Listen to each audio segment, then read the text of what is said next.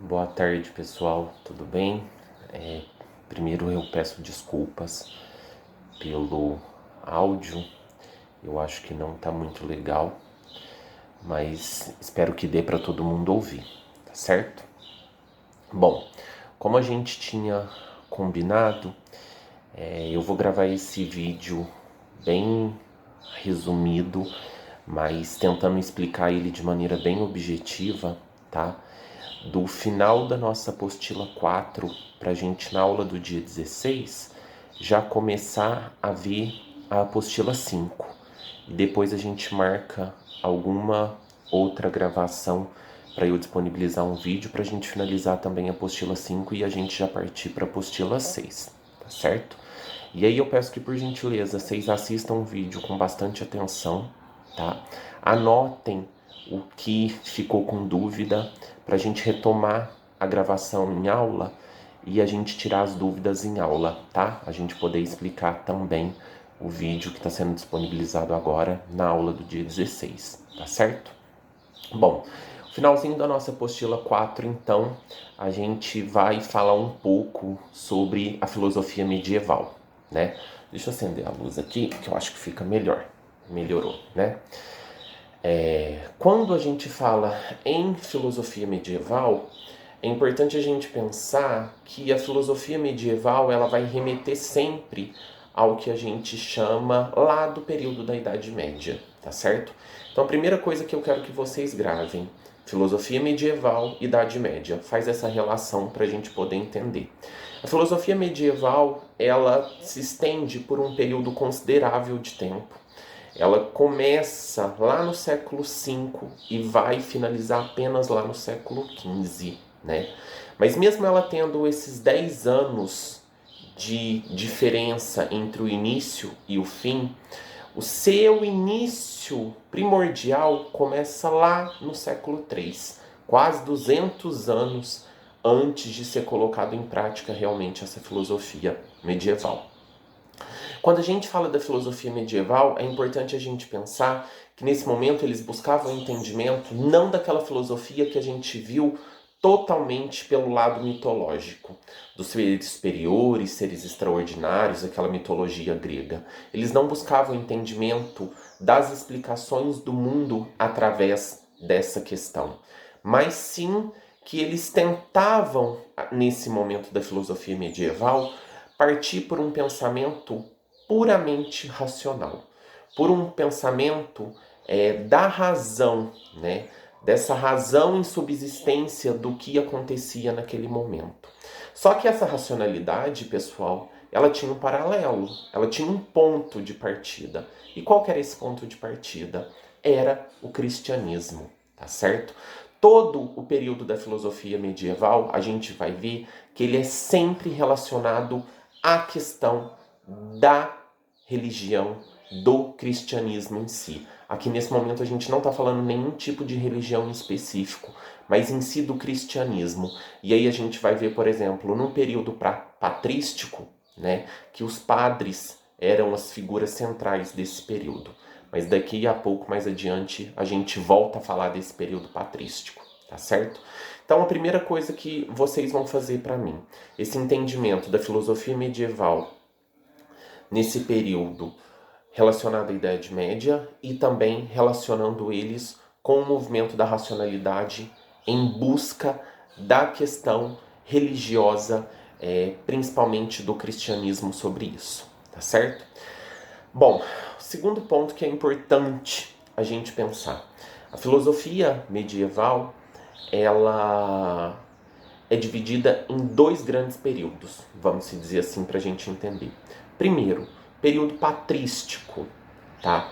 Patrístico, a palavra originária de patrístico é pater no latim. P-A-T-E-R. Pater mesmo. Que esse pater em latim significa pai, tá certo? Esse é o primeiro período. O período patrístico, ele vai do século V ao século VIII. E o principal precursor desse período patrístico é Santo Agostinho. Santo Agostinho naquele pensamento agostiniano que a gente já viu até em sala de aula, né? Daquele amor supremo por todas as coisas, aquele amor em virtude do próximo, tá certo? Quando a gente fala do período patrístico, as análises e as escritas desse período era em virtude de se estabelecer o contato com todos, né? E aí a gente fala que esse período, toda a escrita e todos os ensinamentos desse período foram relacionados a um movimento ideológico. Qual que era esse movimento ideológico?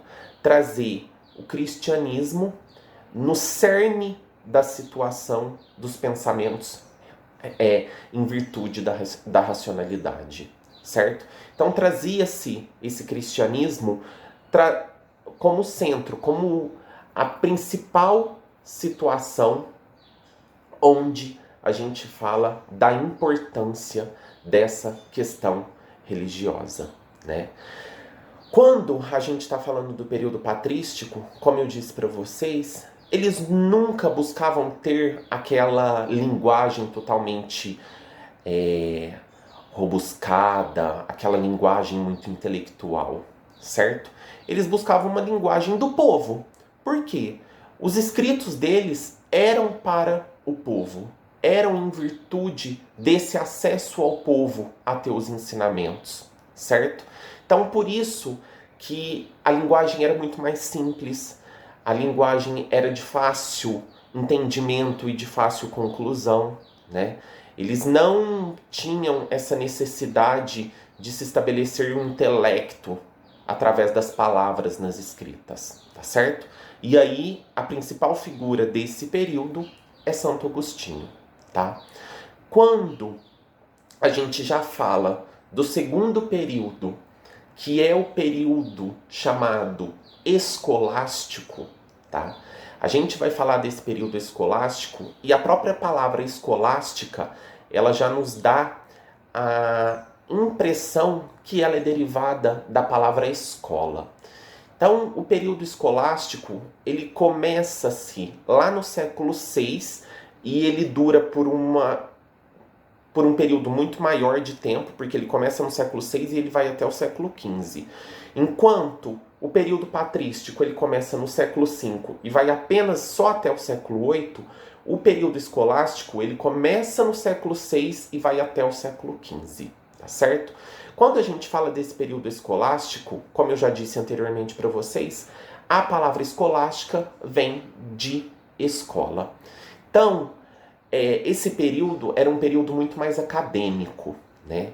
Uma linguagem muito mais intelectual, uma linguagem muito mais robuscada, uma linguagem que não era de tão fácil acesso quanto ao entendimento do período patrístico, tá certo?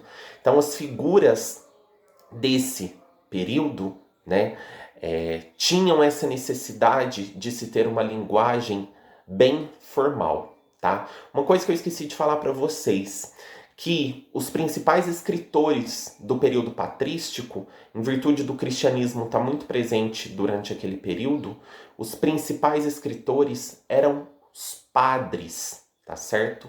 Então, os padres eram esses escritores principais, eram eles que escreviam esse entendimento da racionalidade, tá? Quando a gente já fala do período escolástico, o principal precursor dele, do período patrístico, Santo Agostinho. Santo Agostinho não, do período patrístico, Santo Agostinho, tá? E do período escolástico, São Tomás de Aquino, tá certo? Então grava bem, período patrístico, quem que era? Santo Agostinho, pensamento agostiniano.